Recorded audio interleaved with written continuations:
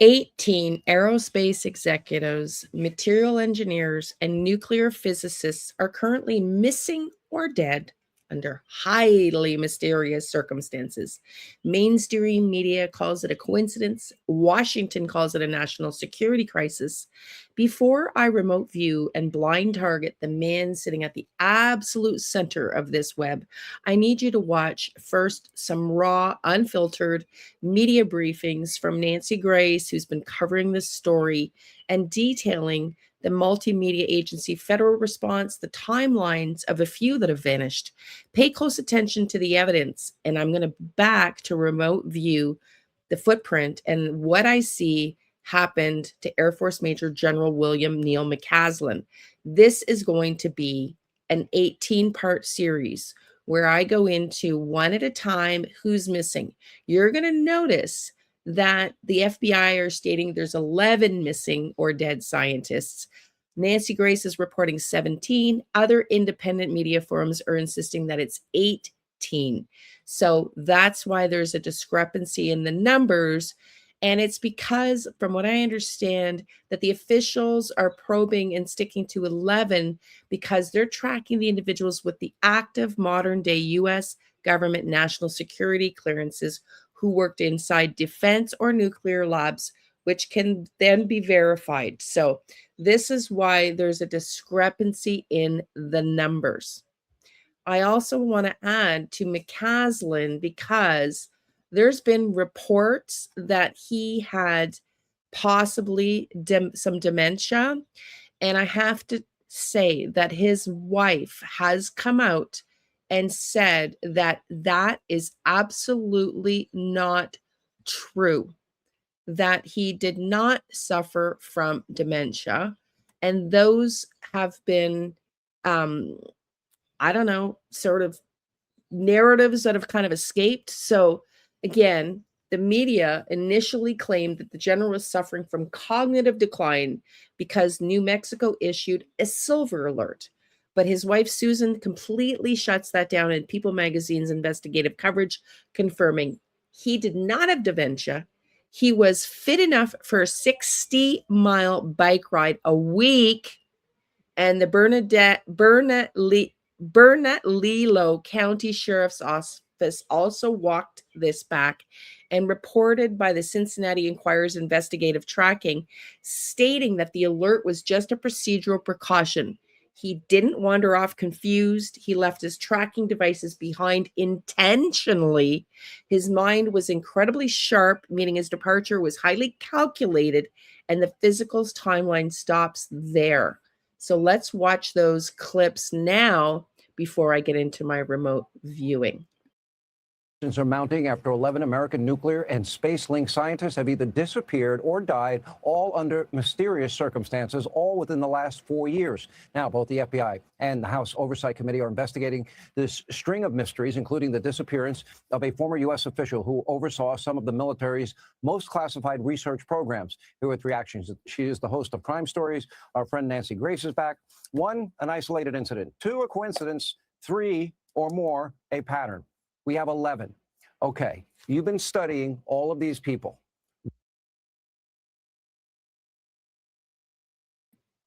Again, this is the original reporting, but Nancy Grace's latest video, she is calling it 17.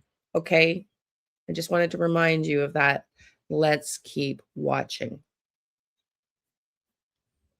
What do you see as a common theme, and what should law enforcement be putting together and our intel community be putting together? I know that Comer has just announced that the government is looking into this, but surprisingly, and you're going to be very surprised at this after what we went through with the Nancy Guthrie case with the feds not being invited in, guess what? Back in March, sources are stating the feds, uninvited, jumped into the disappearance of McCasland. McCasland, General Neil McCasland, commanded the AFRL, the Air Force Research Lab, senior Pentagon official. Now, I'm going to tell you what they did. I'm going to tell you how they disappeared. McCasland disappeared, Sean, in the space of less than 1 hour. He was at home. A repairman saw him. His wife saw him. She leaves for a hair appointment a little after 11. She gets back a little after 12:04 to be exact. He's gone on foot. Takes no tracking devices such as smartwatch, phone, prescription glasses. He takes one thing, his hiking boots, he's wearing them, and a 38. Why? Listen. Well, isn't that the question of the century? Why? Why would he leave with his hiking boots and his revolver and leave everything else behind? Now, there's a discrepancy here on whether he took his wallet or not. Keep listening because it just keeps getting stranger.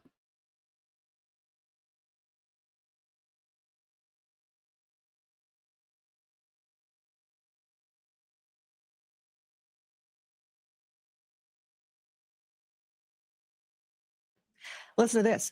Shortly after, a gray Air Force sweatshirt was found about a mile away. The only thing that would have identified him, gone. Scent dogs, cadaver dogs, nothing. Seemingly disappeared into thin air. That's number one. Okay. Chavez, Anthony Chavez. Listen to this. He answered to McCasland. Very high up, he worked in a site critical for nuclear research. It's called DART. Dual Access Radiographic Hydrodynamic Facility. That's just the name of it. Can you imagine what he did in there? Answer to McCasland.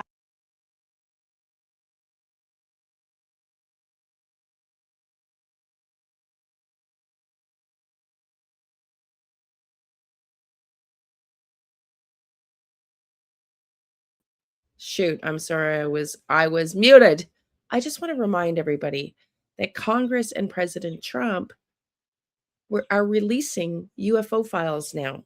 I've talked about it very briefly in one video about could this be connected to scary defense mechanisms that have possibly been, if the theories, let me just diverge for a second, digress just for a second here. I had shown it in a prior video when I had just said that I got the feeling that McCasland really left on his own volition, but I hadn't remote viewed. So we're going to do that shortly. But here's the thing. I did show in that video that there are potentially, these people are disappearing and or dying potentially because there are other countries in the world or companies that do not want the truth coming out. And the truth could be the rumors, and that I covered in a prior video, could be that if the UAP stories are real, which I personally believe them to be, we've been hearing stories about UFOs for years and years and years. The government has been allegedly tracking and researching UFO encounters as early back as the 40s and 60s. And that the rumors are that the UAPs, unidentified spacecraft UFOs with alien beings, if this is true, landed here, made contact, and that the government has secretly been studying the aerodynamics and the whatnot of these vessels for nuclear capabilities, for war capabilities, for defense capabilities, and that these people have that kind of intel and knowledge. And so could this be another country taking and deciding that these people's information can't get out there? I mean, we're about to find out. I'm going to be remote viewing them one at a time, but I just wanted to bring that information to you before we continue on.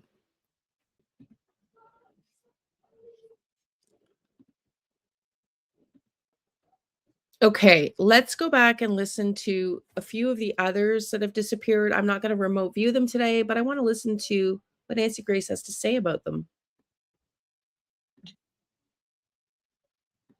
To McCasland. Very high up, he worked in a site critical for nuclear research. It's called DART, Dual Access Radiographic Hydrodynamic Facility. That's just the name of it. Can you imagine what he did in there? No. Answer to McCasland. Like McCasland, he leaves home on foot near Los Alamos, leaves behind, like McCasland, wallet, keys, cigarettes, all mode of transportation, cell phone, never seen again. They even sent out cadaver dogs looking for him. Nothing. On foot, gone. Number two, Garcia. He built nuclear parts for the AFRL, Air Force Research Lab, built nuclear parts, and he helped supply 80% of the non-nuclear components for nuclear weapons, all nuclear sites. Wow. Important, Okay. right? Really all Stephen connected. Garcia disappears Albuquerque. Lots of this is happening in New Mexico. Leaves him on foot, leaves behind wallet, keys, car, takes a handgun. It's almost as if they were told to leave. They took nothing to identify them. 2 of them took a handgun. Wait, that's 3 of them took a handgun. I've got 2 more for you, and I'll be brief. Crazy. Missing mom. This is the one that really gets me, because there's no way Melissa Casillas would have left her daughter. She drops off a Subway sandwich to her daughter at lunchtime. She's going to work from home. She's spotted on surveillance, Sean, around 2:18 p.m. eastbound Road 518. She never took walks in the hot afternoons there. She leaves behind keys, cell, work cell, wallet, purse. Both her work phone and her personal phone had been factory reset before she left. She worked with Chavez at Los Alamos. How are people saying no connection? And her phone was factory reset? Wow, that's interesting. My grandson's here. He's off camera. So if you see me talking, I'm just going to get through this and spend some more time with him today. We got no daycare, so my apologies if I look a little distracted. But let's keep watching. And I've got another clip for you to watch before I get into what I do see in my first remote viewing of General McCasland and this video, one of these 18 video part series. Let's go. last, aerospace engineer Monica Jacinto Reza. She developed the super alloy I was telling you about last night called Mondelez for rockets. McCasland oversaw and funded her work. She's on foot. She's hiking in the Angeles National Forest. Her friends are ahead of her. They turn around. She waves. She smiles. They turn back around. A few minutes later, Sean, she's gone. There was a very high-tech search for her immediately. Nothing. It's like all 5 of them vanish into thin air, just like that. They all vanished into thin air. And Nancy's like, how can they say they're not connected? Okay, let's watch another Nancy Grace clip because I want you to understand the full scope of this before we get into these remote viewing sessions for all 18 and you understand what's at stake here in this series that we're going to cover. Listen to a clip by President Trump. 10 missing scientists with access to classified stuff, nuclear material, aerospace. They've all gone missing or turned up dead in the last couple months. Based on what you've been briefed, what do you think is happening here? And do you think that this is connected or totally random? Well, I hope it's random, but we're going to know in the next week and a half. I just left the meeting on that subject, so pretty serious stuff. But we're going to be hopefully, I don't know, coincidence. I didn't want to cut President Trump off, but I wanted to highlight. He says we're going to know in the next week and a half. This was reported by The Hill April 18th.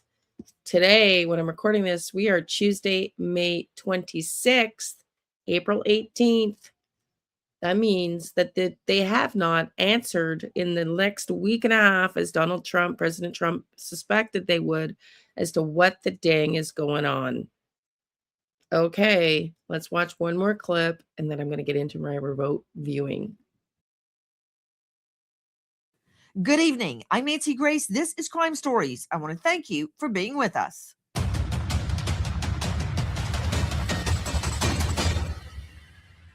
The toll of missing and or dead space scientists has risen. She really was already questioning authority at that point. So unfortunately, that's a problem. And where you have very, very brilliant people who have these kind of very strange and suspicious circumstances around them. Between Monica and Ingrid, I'm seeing some similarities that are very chilling. Tonight, what happened to scientist Aidan Schaefer as yet Another scientist has been looped into this. Last name Wilcox. Straight out to special guest joining us, Georgia Bradburn, joining us from the UK, host of Liminality, who has broken the latest on a deceased scientist, Aidan Schafer.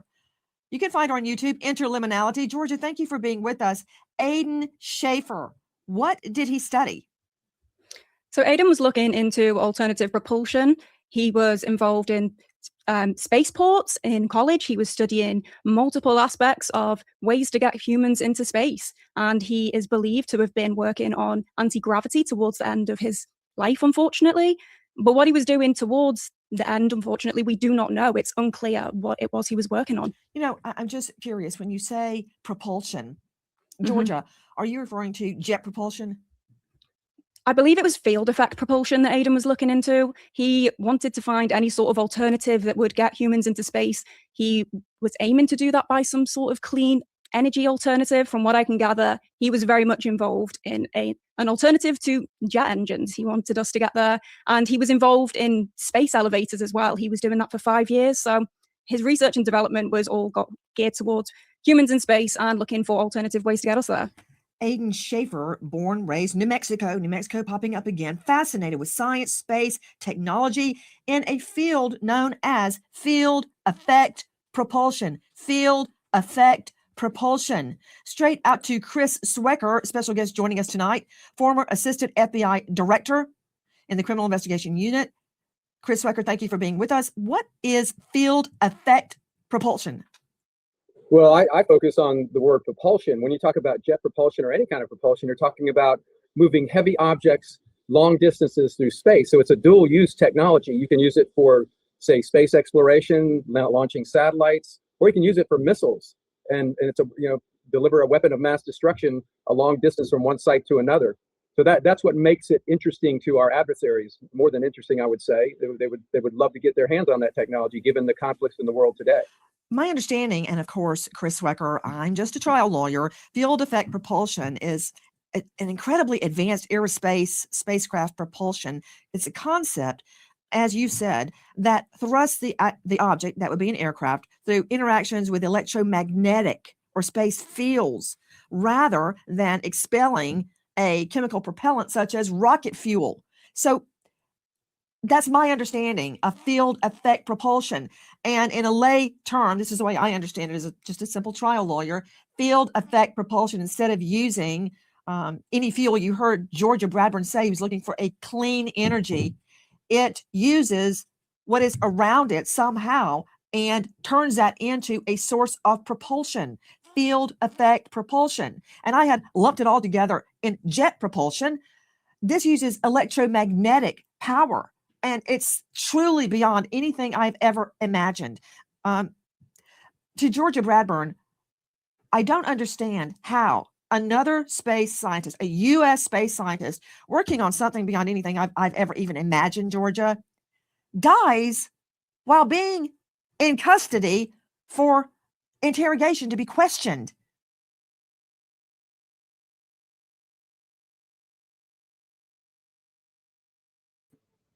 Yeah, he died in police custody. Keep listening. They are saying he had a heart attack. Just a couple more minutes. They did no autopsy. A lot of these missing or the deceased have no official autopsies, no time of death as well. Just to note.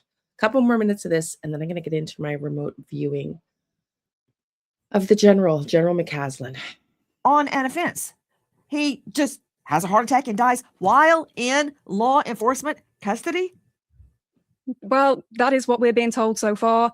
It's unclear. We are told at this point that it was from a heart attack, but we're yet to get any clear documentation as to whether or not that truly was what happened. But Aidan had his issues with that authority in his area. However, whether or not Aidan's case and his untimely death is linked to the rest of these scientists that we're talking about today, it's clear that Aidan was experiencing something throughout his life similar to Amy Eskridge when it comes to the targeting he may have been facing for the work he was doing.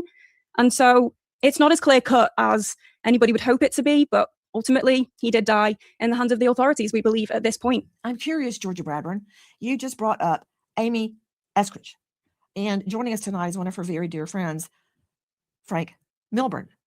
And Milburn, who will tell you himself, was in close touch with Amy up until the very end.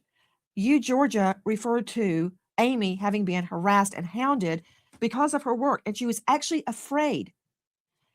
Was Aiden Schaefer being harassed as well, Georgia? I can tell you that he publicly expressed on social media that he certainly felt that way. Whether there is evidence or not is yet to be answered, but he had made it clear to some friends and on his social media platforms that he certainly felt as though he was potentially in danger and that maybe some of his devices were compromised. Now, let's keep in mind, Aiden Schaefer had extensive education and training. He was studying economics, chemistry, and physics. He went on to study astrophysics. He extended his studies into all realms. Now he's dead, unusual, in police custody for questioning. To Frank Milburn joining us, former British intelligence officer who knew Amy Eskridge very well. Does it sound familiar?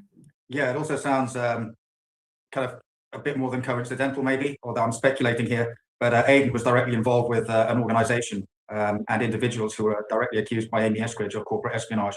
And that is something that I find very, very strange, especially as one of those individuals I've been doing research on has a criminal violent history, shall we say. And his case seems to be very much similar in terms of the sort of mystery aspect as Amy Eskridge. But what I find very, very weird is that both of them are linked to these organizations where he was directly working for one and she was accusing the people involved there of corporate espionage against her and also other crimes. Back to Chris Swecker joining us, former Assistant FBI Director, Criminal Investigation Unit. I know it's a lot to take in, what we're hearing, and I'm trying to separate the wheat from the chaff. And what do you make of what you're hearing? I just find it impossible to believe that of these brilliant scientists, each in their own right, studying issues and complexities far beyond what I've even imagined as a lawyer, that more than one of them feel they're being harassed and threatened because of discoveries they're making or papers they're going to publish, or just before they're set to speak to members of Congress, they die. Now I've got Aiden Schaefer dead of a heart attack while in law enforcement custody to be questioned. It's a lot to take in, Swecker. Well, it sure is. I mean, when you have my background, you look at all these people, and this list has grown from 9 to 17 now. And I've been trying to sort of track each one of them as we go. There's no official list, if you will. It's just it's a sort of a media wiki type list that keeps growing. But when you look at them closely, you do see that some of them you can just weed out very easily. The MIT professor, that was a mass shooter from Brown University. Another one that was shot off his porch after carjacking. Another one died of heart disease. But when you really drill down, there are 4 or 5 that are missing, not dead, missing under very suspicious circumstances that we just can't explain. And they were working or had worked on highly, highly sensitive projects of what I call dual use technology. It's dual use being it's aerospace research, or it's jet propulsion, or some type of propulsion technology. And these are the types of things that our adversaries would love to get their hands on and fully understand, given the the state of warfare and the state of space exploration as it stands now. And this has been going on since time began. Espionage, trying to steal state secrets, and these are indeed state secrets. So my mind goes there. Some people, they go to the conspiracy theories of, the government doesn't want all this, all this space exploration, UFO type stuff out there. But I think that the more logical explanation here is espionage.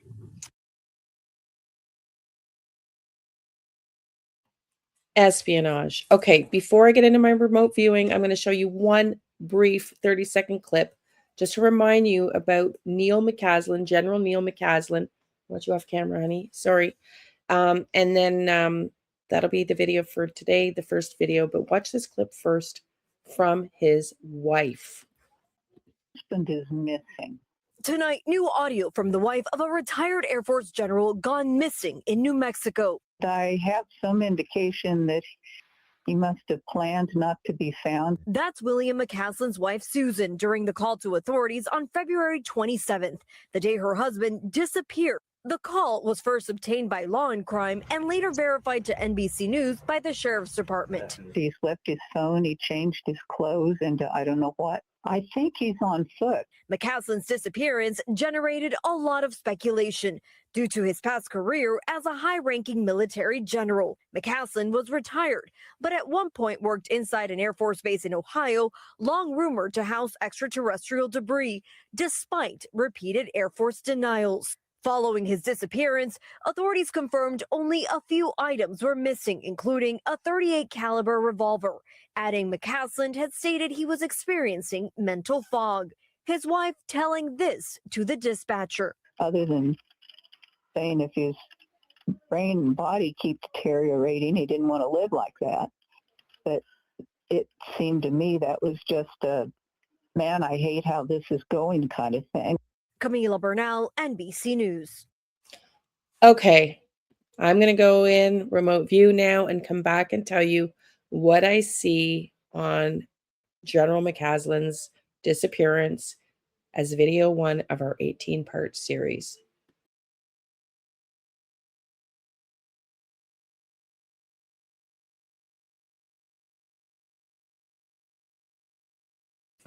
Okay, so I just went in to do the very beginning of my remote viewing session of the general. I see him pacing in his house. I see an outline of another figure in the room. He's pacing. He's trying to decide what to do. He knows there's not a lot of time to decide what to do. There is another person standing in the room with him that is not holding a gun, does not appear life-threatening. It is there, I believe, giving him information and to guide him into this situation, I believe. But I'm going to go back in and do some more now and come back and tell you what else I see. Okay, I'm seeing the two of them getting into this gentleman's car in the laneway. I hear must look staged. Gonna go back in for some more. Okay, this is interesting. I see them in the car. He knows this person. He thinks they're an ally, but I just get this flash vision of this gentleman as if there might be a hidden alternative motive here or something. I'm going to go back in and try to get more on that. But he knew this gentleman. He did not feel threatened by him. I think he thought he was there to give intel, which he did, to get him out of there. But I don't know. I got to go back and see if this guy's legitimately a friend, ally, or not so much. Okay, I'm hearing, what am I going to do, Tom, as he's pacing back and forth. I've gone back into the beginning here. What am I going to do, Tom? I hear we have to get you out of here. Let me go back in again.